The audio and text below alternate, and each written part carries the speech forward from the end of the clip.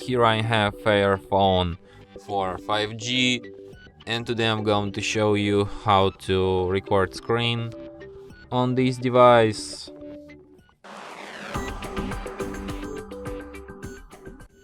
So to do this, firstly you have to go to the upper bar, and here you can find the button Screen Record.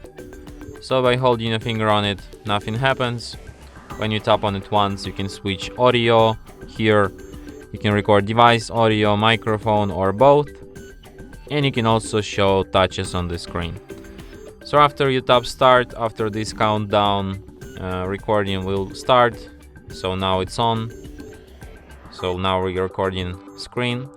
When you're done recording, just go to the upper bar and tap stop here, and after that recording will be saved to photos to the special movies section here.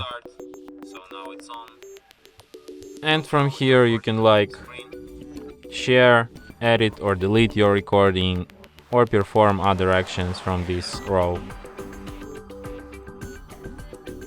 And that's it.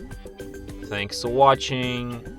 If you find this tutorial useful, don't forget to hit that like button and subscribe to our channel.